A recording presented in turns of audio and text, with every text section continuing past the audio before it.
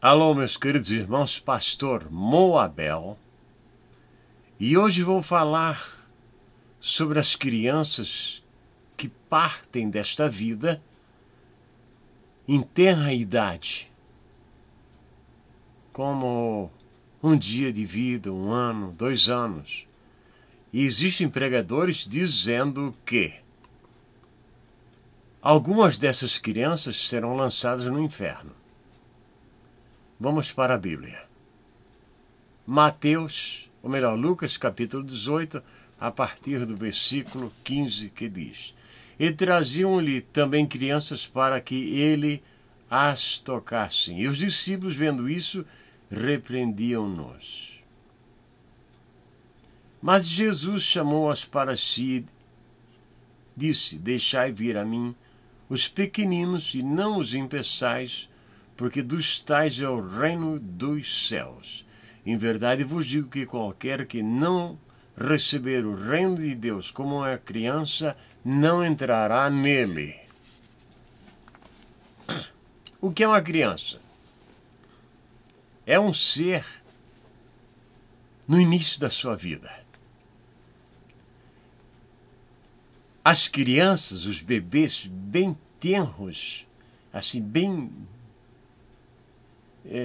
que acabaram de nascer, e não têm consciência da vida, eles não têm. Eles não sabem, eles sentem música, sentem o amor, sentem o abandono. É a ciência que fala isso, né? Mas não tem consciência do que é a vida. Não sabe para que servem as mãos. Não, ele não sabe. Movimenta as mãos. Tem criança até que chupa o dedo antes de nascer. São fotos que a gente vê. Mas não tem consciência da vida. E tem alguns pregadores que avançam a tal ponto dentro de suas teologias que diz que crianças dessas, algumas vão para o inferno, porque Deus quer mandá-las para o inferno.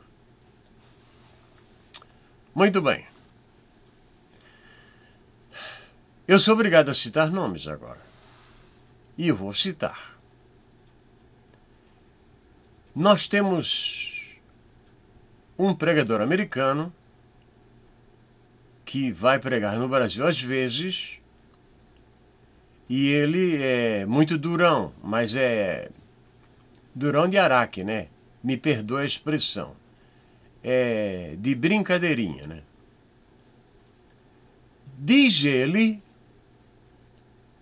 que o amigo dele prega que Deus matou crianças no dilúvio. Deus matou crianças no dilúvio. Então vamos olhar para esse assunto com cuidado. Nos dias de Noé, o que aconteceu em Gênesis 6? Anjos caídos, que você lê em Judas. Em Judas diz que o pecado dos anjos era o mesmo pecado de Sodoma e Gomorra, sexo. E eles se envolveram com as mulheres e contaminaram a raça humana. Por quê? Porque o sangue sendo contaminado, Jesus Cristo não poderia nascer. Ele não poderia nascer definitivamente. Então Deus quis destruir o mundo daquela época. Quando Deus chamou Noé, não chamou ele por tantas coisas corretas que ele tinha, mas o que era mais correto nele é que ele era justo nas suas gerações. Ele não permitiu que a geração dele se envolvesse, que o sangue dele se envolvesse com o sangue do povo daquela época, que estava contaminado. E muitos dizem que os filhos de Sete é que eram os filhos de Deus. Não. Os filhos de Sete pereceram no dilúvio. E se alguém pensa que só tinha 50 pessoas quando o mundo foi destruído pelo segundo dilúvio, está enganado. Segundo estudiosos, o mundo já tinha em torno de 500.000 pessoas. E uma arca não poderia salvar a todos. Deus queria destruir aquela geração porque estava envolvida em violência e tinha misturado o sangue com os anjos caídos. Porque anjos têm corpos. Você não vê na Bíblia nunca dizendo que o anjo entrou dentro de uma pessoa, que um arcanjo entrou dentro de uma pessoa. Não, você não vê isso. Porque anjos têm corpos, eles não podem entrar dentro de uma pessoa. Então, Deus quis destruir o mundo dos dias de Noé. Agora, o que Deus fará com aquelas crianças, eu não sei. E ninguém sabe. Então eu diria para as pessoas que ouvem Paul Júnior, não, Paul Wash, desculpe, Paul Wash, o americano Paul Wash, quando ele começa a dizer que Deus matou as crianças, vamos passar por um filtro e temos que entender que Deus é justiça e Deus é amor, atributos divinos.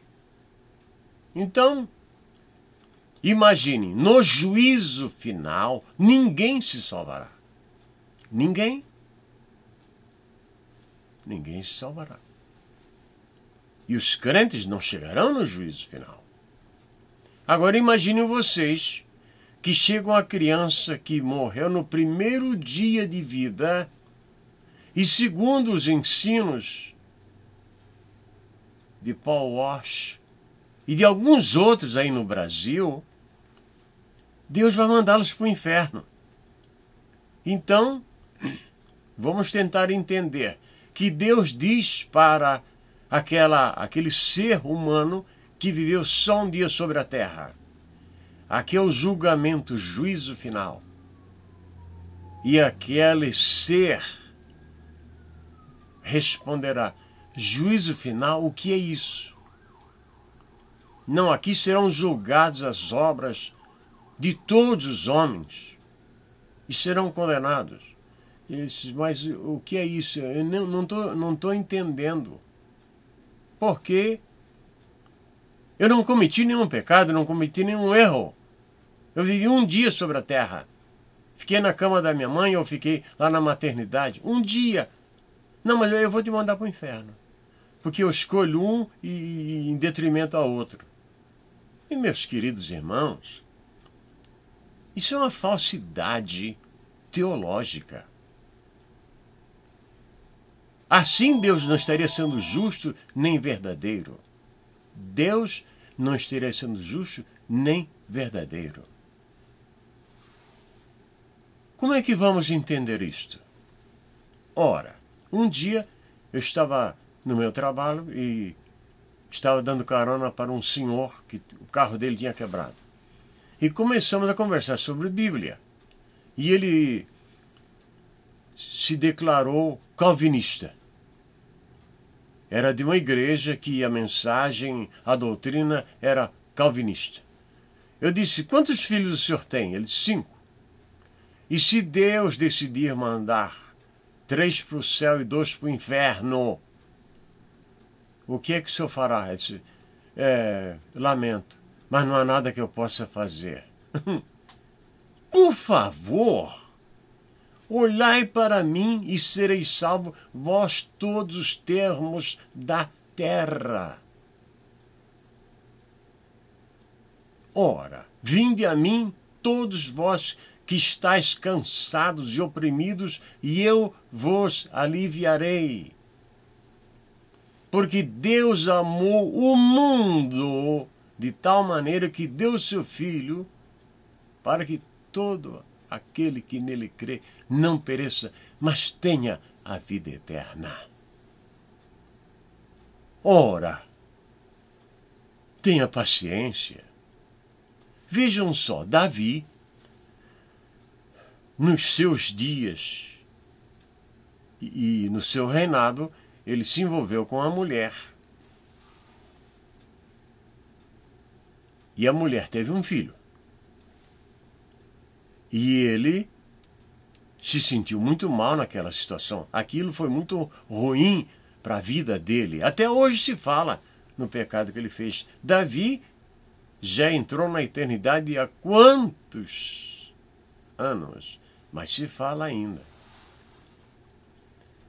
E quando a criança estava passando mal, ele foi orar e orou, e jejuou, e orou, até que alguém chegou para ele e disse: Davi, seu filho morreu. Aí ele se levantou, lavou o rosto e comeu. Eles disseram: escute aqui, mas enquanto a criança estava viva, ele orou, e agora que a criança morreu, não ora mais, está tudo bem. Eles ficaram querendo entender. Davi respondeu: eu irei a ela, e ela não virá a mim.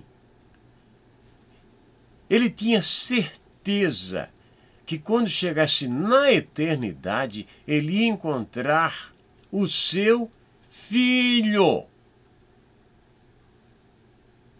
Como é que Deus vai lançar uma criança com 10 dias de vida no inferno? Eu tive um pastor, um grande pastor. Mas ele era um grande pastor mesmo. Um homem de Deus, um homem bondoso. Mas ele tinha um problema com ele. Que os filhos dos ímpios, os bebês, iam para o inferno. Mas como que a pessoa vai ser julgada e condenada se ele não cometeu nenhum pecado ainda? Como? Alguém poderia me responder isto? Teve um dia que, acidentalmente vendo um vídeo, eu não tenho tempo para isso, e um pastor falou que Deus ia lançar no inferno as crianças, que ele decidisse aquelas coisas. Eu me senti tão mal que eu fui para a cama, me senti mal. Como é que um pregador do Evangelho tenha coragem de abrir a boca e dizer que Deus, sendo justo, mandará a criança para o inferno porque o homem não pode salvar-se a si mesmo? Por que eles falam isto? Por quê? Vejam só vocês como a teologia está na contramão da história, a teologia dessas pessoas. Paulo disse: ai de mim se não pregar o Evangelho. Ai de mim. O que ele estava sentindo? Ele estava sentindo que se ele não pregasse o Evangelho, alguém se perderia e Deus ia requerer o sangue daquela pessoa das mãos de Paulo. Ai de mim. Ele tinha que pregar. Mas eles dizem que Deus salva quem quer. Então, por que a gente tem programa na televisão? Por que evangelizamos? Por que cruzadas são feitas? Isso, aquilo outro. Por quê? Seria bom pensar, não é? Seria muito bom pensar que se Deus vai salvar quem Ele quer, a gente não precisa pregar. Ele já está salvo. E aquele que Deus não quer salvar, ele pode orar, pode jejuar, pode cantar, bater palma, ir na igreja todo dia, mas não será salvo. Que mente perturbada. Que mente perturbada. Disse Deus ao profeta: quando eu disser ao ímpio, certamente morrerás, não avisando tu o ímpio sobre a sua impiedade, ele morrerá no seu pecado, mas o seu sangue da tua mão o requererei. Como é que não tem a parte humana na salvação do homem? Claro que tem. Deus lança o convite e nós recebemos o convite. Quando eu disser ao ímpio, certamente morrerás, não avisando tu o ímpio. Quer dizer, o profeta tinha parte dele, Deus tinha parte dele e o pecador tinha parte dele também. E por que a pessoa diz que Deus vai salvar quem ele quiser e vai mandar para o inferno quem ele quiser, porque ele é soberano? A soberania de Deus é para o bem, não é para o mal. Vocês entendem? A soberania de Deus é para o bem e não para o mal. Nós temos que pensar nisto. Uma certa vez, a minha professora católica, uma mulher que viveu uma vida correta, um filho dela nasceu e antes de ser batizado na religião católica, ele morreu. E ela ficou por muitos anos num sofrimento muito grande. E um dia, depois de eu ser adulto, me encontrei com ela e um dia conversando ela disse assim: meu filho morreu pagão, não foi batizado. Já pedi tanto perdão a ele. Eu disse: minha senhora, não se preocupe. Jesus disse: das tais é o reino dos céus. Ou Jesus não sabia o que estava falando. Portanto, eu pediria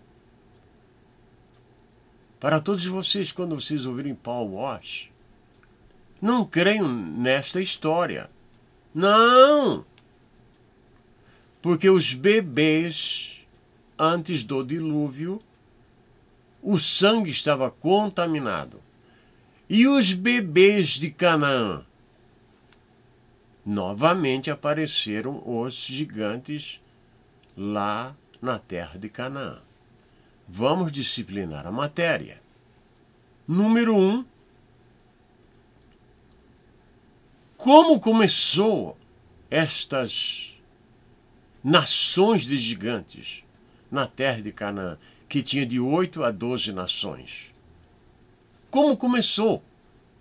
Porque um homem e uma mulher normais, se tem um filho gigante, ele é doente e ele é estéril.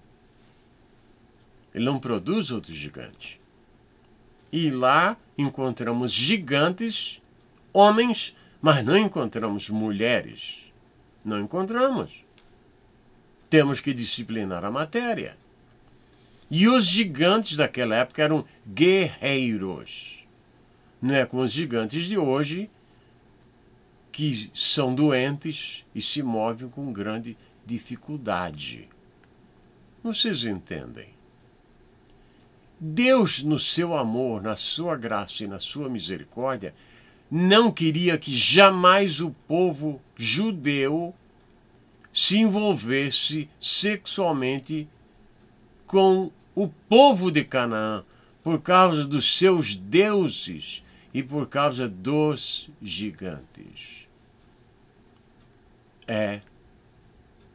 E os bebês que morreram em Canaã, como os bebês que morreram no dilúvio, Deus sabe o destino deles, não é eu. Eu aqui não sei. Eu não sei e ninguém sabe. Qualquer pessoa que quiser trazer uma luz além do que está na Bíblia é um atrevido.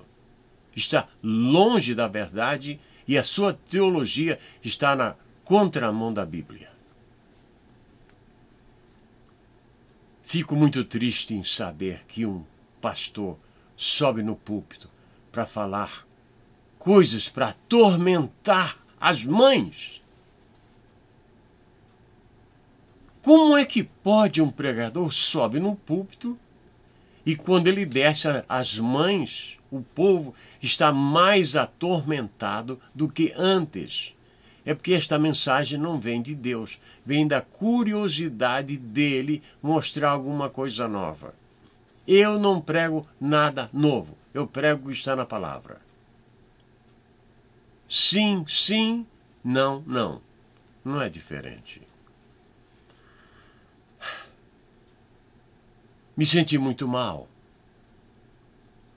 Me deu vontade de chorar.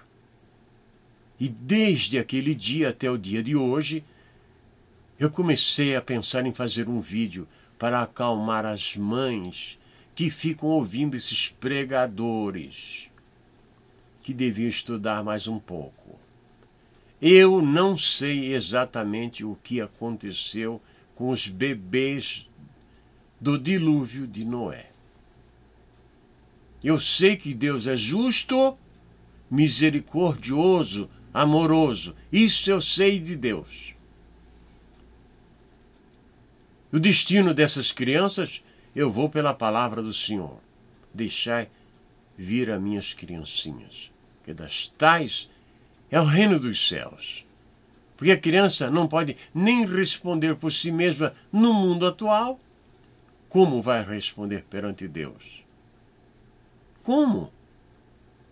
Como Deus vai condenar uma pessoa que ainda não cometeu o crime? Isso é uma doença.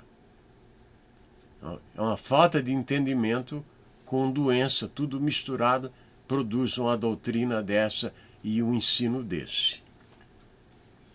Agora, minha irmã e meu irmão, que está em algum lugar deste mundo maravilhoso de nosso Deus, eu quero que você entenda pelo menos uma coisa. Deus a todos ama. Deus a todos usa de sua justiça e de sua misericórdia. Se você perdeu um filho nestas circunstâncias, saiba que mesmo o apóstolo Paulo, nos seus dias, quando estava enfrentando um problema parecido com este, ele disse que se a mulher fosse casada com um homem descrente, ou um homem descrente com uma mulher descrente, os filhos eram santificados. Os filhos, o que eles eram? Santificados. Aí, uns 40 anos atrás, no Brasil, saiu uma ideia. Essas ideias que às vezes aparecem, né? Que os filhos dos crentes tinham que aceitar Jesus. Diziam assim, filho de peixe é peixinho, filho de crente não é crentinho. Aí, por causa desse ditado, os filhos dos crentes tinham que lá na frente se ajoelhar e aceitar Jesus. Mas Paulo disse, o apóstolo Paulo disse, que tais crianças são santificadas pelo Senhor. Mas o pastor não lê, o presbítero não lê, o evangelista não lê, o diácono não lê, o porteiro não lê, o membro não lê. Aí, aquela menina ou aquele menino tem que passar pelo desconforto. Imagina uma menina de 7 anos de lá ter que aceitar Jesus. Nasceu na igreja. Nunca viu nada lá do mundo, né? No meu caso. Aconteceu isso. Tudo porque pessoas não estudam a palavra e querem ensinar, né? Na contramão da história, na contramão da misericórdia de Deus. Onde quer que você esteja neste mundo maravilhoso de nosso Deus, se o teu filho, tua filha, já entrou na eternidade. Bebês, eles estão com o Senhor. Naquele grande dia, quando chegarmos na presença do Todo-Poderoso, nós vamos encontrá-los. Que Deus abençoe. Ao terminar, quero dizer a todos vocês, eu não tenho nada contra pregador nenhum, mas sim contra a mensagem que traz desconforto para a igreja. Isto deve acabar. Que Deus abençoe onde quer que vocês estejam. Agora vou orar. Eu tenho recebido milhares de comunicações de pessoas em todo o mundo. Pessoas que estão passando aflições financeiras, que não têm o que comer. Você já imaginou como fica o coração de um pregador? Eu já fui padeiro na minha infância. Já doei pães, fiz o que pude, mas o coração dos pregadores hoje está muito fechado para o necessitado. Muito fechado. Eu vou orar, pedir que Deus traga uma solução. Nosso Deus é nosso Pai. Neste momento te peço por aqueles necessitados que não têm o que comer, não sabem para onde ir, estão à mercê de políticos endemoniados, de políticos que têm parte com o diabo, dia e noite. Agora, Senhor, pela tua misericórdia e pela tua graça, eu imploro a tua ajuda para aqueles que estão nesta situação tão triste. Ajude o pobre e o necessitado. Teu é o reino, o poder e a glória. Eu espero que em algum lugar deste mundo maravilhoso de nosso Deus, esta oração seja atendida e que Deus te abençoe onde quer que você esteja. Amém e amém.